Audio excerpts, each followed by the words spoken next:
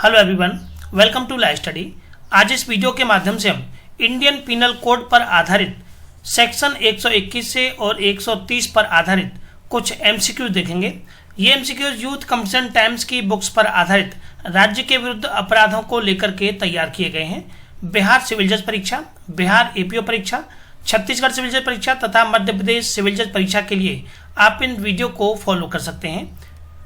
So friends, आप अगर channel को पहली बार विजिट कर रहे हैं तो आप चैनल को सब्सक्राइब कर लें तथा उसके पास बने बेल आइकन बटन को प्रेस कर लें, जिससे कि सभी वीडियोज का नोटिफिकेशन आपको मिल सके। अब आप हमारी एप्लीकेशन ला स्टडी पर मात्र ₹1 प्रतिदिन की दर से विधि से संबंधित 10 प्रश्न डेली पा सकते हैं। इसके लिए आपको अपने मोबाइल में ला स्टडी का एप्लीकेशन डाउनलोड करना होगा। एप्लीकेशन का लिंक वीडियो के डिस्क्रिप्शन में दिया हुआ है। यहाँ आपको प्रतिदिन IPC, CrPC, evidence, constitution, TP act, contract act तथा सीपीसी इन विषयों पर आधारित 10 प्रश्न डेली दिए जाते हैं। बिहार एपीओ एग्जाम के लिए भी आप हमारी एप्लीकेशन में बिहार एपीओ टेस्ट सीरीज के कोर्स को ज्वाइन कर सकते हैं, जिसकी कीमत मात्र ₹1000 है। यहाँ आपको लगभग 3000 प्रश्न, जिसमें कि 2750 प्रश्न आईपीसी, सीआरपीसी, एविडेंस एवं संविधान पर आधारित होंगे तथा शेष 300 प्रश्न जीएस पर आधारित होंगे। ये आपको दिए जाएंगे। चलिए प्रारंभ करते हैं। यह इस बुक का चैप्टर क्रमांक 8 है, जो कि राज्यों के विरुद्ध अपराध को लेकर के सेक्शन 121 से और 130 तक बात करता है। पहला प्रश्न है कि भारत सरकार के विरुद्ध युद्ध करना या युद्ध करने का प्रयत्न करना या युद्ध करने का दुष्प्रेरण करना भारतीय दंड संहिता की किस धारा में दंडनीय है? तो भारतीय दंड संहिता की धारा 121 में भारत सरकार के विरुद्ध युद्ध करना, युद्ध करने का प्रयत्न करना या युद्ध करने का दुष्प्रेरण करना ये दंडनीय है। सही ऑप्शन यहाँ पर इसका ए है। धारा 132, धारा 122 तथा धारा 124 अन्य धाराएं भी यहाँ पर दी हुई हैं।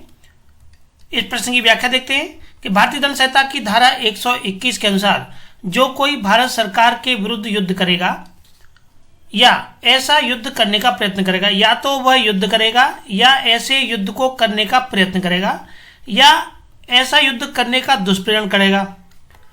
पहली कंडीशन आ गई सीधे सीधे युद्ध करना, दूसरी कंडीशन आ गई कि युद्ध करने का प्रयत्न करना और तीसरी कंडीशन आ गई कि युद्ध करने का दुष्प्रेरण करना। 3 स्थितियां हैं, तो वह मृत्यु या आजीवन कारावास से, तो ऐसे व्यक्ति को मृत्युदंड दिया जाएगा या आजीवन कारावास दिया जाएगा, से दंडित किया जाएगा और जुर्माने से भी दंडनीय होगा, और ऐसा व्यक्ति जुर्माने से भी दंडनीय होगा। धारा 122 बात करती है कि भारत सरकार के विरुद्ध युद्ध करने के आशय से आयुध आदि का संग्रह करना। जो कोई व्यक्ति भारत सरकार के विरुद्ध युद्ध करने के आशय से अगर आयुधों का संग्रह करता है, आयुध अर्थात हथियार का संग्रह करता है, तो धारा 122 के तहत कार्रवाई की जाएगी। और धारा 124 ये कहती है कि किसी भी विधिपूर्ण शक्ति का प्रयोग करने के लिए विवश करने, किसी विधिपूर्ण शक्ति का प्रयोग करने को विवश करने के लिए या उसका प्रयोग अवरोधित करने के आशय से राष्ट्रपति, राज्यपाल आदि पर हमला करना, यह धारा 124 बताती है। प्रश्न क्रमांक 2 है कि भारतीय दंड संहिता के अंतर्गत निम्न में से किस अपराध की तैयारी दंडनीय है?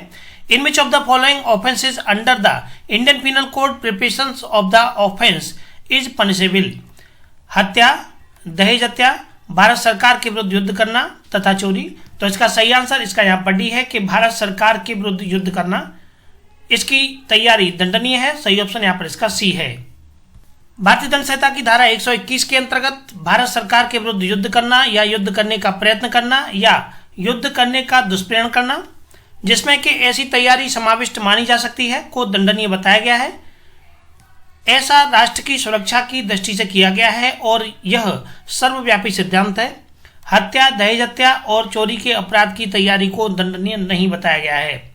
प्रश्न क्रमांक 3 है कि भारत सरकार के विरुद्ध युद्ध करने के षड्यंत्र का दंड भारतीय दंड संहिता 1860 की निम्न किस धारा में बताया गया है? धारा 120, धारा 120A, धारा 121A तथा धारा 121 में। इस प्रश्न का सही आंसर यहाँ पर सी है, धारा 121A। इस प्रश्न की व्याख्या देखते हैं। प्रश्न की व्याख्या बताती है कि भारतीय दंड संहिता की धारा 121A धारा 121 के द्वारा दंडनीय अपराधों को करने का षड्यंत्र के बारे में प्रावधान करती है। अर्थात धारा 121 के अंतर्गत जो अपराध किया जाएगा उसके संबंध में दंड की व्यवस्था धारा 121A में दी गई है। धारा 121 भारत सरकार के विरुद्ध युद्ध करना, युद्ध करने का प्रयत्न करना या युद्ध करने के दुष्प्रेरण करने के बारे में प्रावधान करती है। धारा 120 ये कारावास से दंडनीय अपराध करने की परिकल्पना को छिपाना तथा धारा 120A आपराधिक षड्यंत्र की परिभाषा को बताती है। प्रश्न क्रमांक 4 है कि निम्नांकित में से राजद्रोह के रूप में कौन सा दंडनीय है। पहला दिया हुआ है कि सरकार को उलट देने के लिए उसकी कठोर आलोचना करना। दूसरा है लोगों की विधि और विधिक प्राधिकार का आज्ञानुवर्तन से प्रवृत्त रहने को उत्प्रेरित करना। तीसरा है सरकार की नीतियों पर प्रचारात्मक आक्रमण। और चौथा है कि मंत्रियों को पद से हटाने का प्रयत्न। इस प्रश्न का सही आंसर है यहाँ पर ऑप्शन क्रमांक बी कि लोगों की विधि और विधिक प्राधिकार का आज्ञानुवर्तन से प्रवृत्त रहने को उत्प्रेरित करना, अर्थात लोगों को सरकार की आज्ञा या विधिक कार्रवाई के अनुसार कार्य न करने दिए जाने के संबंध में उन्हें उत्प्रेरित किया जाना। धारा 124A में परिभाषित राजद्रोह के आवश्यक तत्व निम्न प्रकार बताए गए हैं। पहला है कि भारत सरकार के प्रति घृणा या अवमान उत्पन्न करना या उत्पन्न करने का प्रयत्न करना या अप्रीति प्रदीप्त करने का प्रयत्न करना। दूसरा है कि ऐसे कार्य या प्रयास को पहला है कि बोले या लिखे गए शब्दों के द्वारा और दूसरा है कि संकेतों के द्वारा और तीसरा है कि दृश्य रूपण के द्वारा करना। अर्थात इस तरह के कार्य आप कर रहे हैं कि या तो आप बोल करके लिख करके लोगों को भड़काना या बोल करके लोगों को भड़काना या संकेतों के द्वारा या दृश्य रूपण के द्वारा किसी कोई ऐसा वीडियो या कोई ऐसी क्लिप दिखा करके लोगों को आप सरकार के प्रति या राजद्रोहात्मक बातों को फैला रहे हैं। प्रश्न क्रमांक 5 है कि अ ने डाक के द्वारा पैकेट में राजद्रोही प्रकाशन सामग्री एक पत्र के साथ भेजी जिसमें कि प्रेषित से उस सामग्री को और लोगों में वितरित करने का अनुरोध किया गया। उस पैकेट को रास्ते में ही पकड़ लिया गया और वह प्रेषित तक कभी नहीं पहुंचा। यहाँ पर अ किसके लिए दोषी है? तात्पर्य यह है कि अ ने डाक में कोई पैकेट डाला होगा, उसमें कुछ ऐसी सामग्री है जो कि कुछ लोगों में बांटनी है जिससे कि राजद्रोहात्मक मामले को फैलाया जा सके और प्रेषित से उस सामग्री को जिसको भी ये जो पैकेट प्रेषित होना था जिसके पास पहुंचना था उसके लिए ये अनुरोध किया गया था कि वह इस पैकेट में रखी हुई सामग्री को लोगों तक वितरित करें। अब पूछा गया है कि ए के द्वारा कौन सा यह अपराध बनता है। पहला है ए ने राजद्रोह का अपराध कारित किया है। दूसरा है कि उसने कोई भी अपराध कारित नहीं किया है। तीसरा है कि सांप्रदायिक दंगा भड़काने का दोषी है और चौथा है कि राजद्रोह कारित करने के प्रयत्न का दोषी है। इस प्रश्न का सही आंसर है ऑप्शन क्रमांक डी कि राजद्रोह कारित करने के प्रयत्न का दोषी है।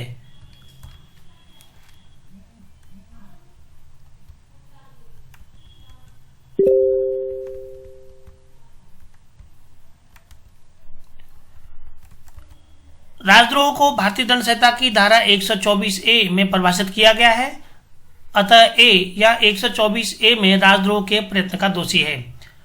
अगला प्रश्न है कि भारतीय दंड संहिता की धारा 124A कौन से अपराध को परिभाषित करती है। तो पहला है राज्य के विरुद्ध युद्ध करना, दूसरा है इस प्रकार के युद्ध का षड्यंत्र करना, तीसरा है सशस्त्र विद्रोह और चौथा है राजद्रोह। तो सही ऑप्शन यहाँ पर इसका डी है कि धारा 124A ये राजद्रोह को परिभाषित करती है। सही ऑप्शन यहाँ पर इसका डी है।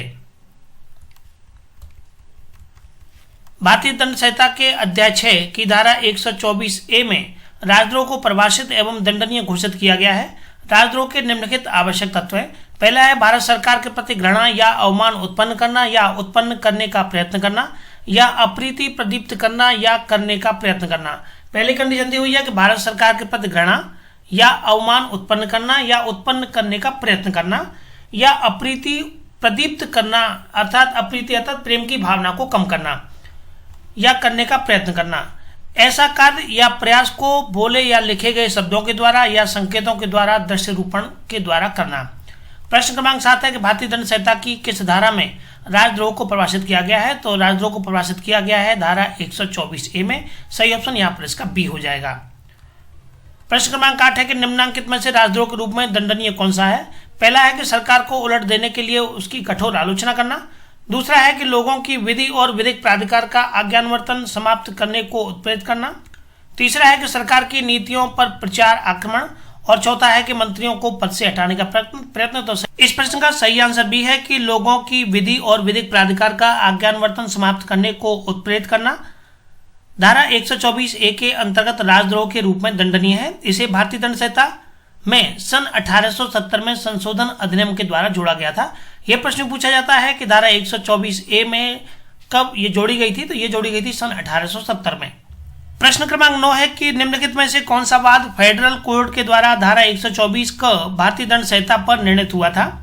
पहला है केदारनाथ बनाम राज्य का मामला। दूसरा है निहारेंदु दत्त बनाम एम्परर का मामला। तीसरा है क्वीन इम्प्रेस बनाम बाल गंगाधर तिलक का मामला। और चौथा है एम्परर बनाम सदाशिव नारायण का मामला। सही ऑप्शन यहाँ पर इसका बी है कि निहारेंदु बनाम एम्परर का मामला। निहारेंदु बनाम एम्परर का वाद 1942 में फेडरल कोर्ट के द्वारा विचारित किया गया था, जो कि धारा 124A पर आधारित है। शेष मामले मुंबई हाईकोर्ट के द्वारा निर्णित किए गए थे। प्रश्न क्रमांक 10 है कि नितेश ने अपने एक प्रकाशित लेख में बिहार सरकार के विरुद्ध नफरत एवं मानहानि को फैलाया है। उसे निम्नलिखित अपराध के लिए दंडित किया जा सकता है। पहला है युद्ध फैलाने के लिए। दूसरा है दुष्प्रेरण के लिए। तीसरा है राजद्रोह के लिए। और चौथा है उपरोक्त में से कोई नहीं।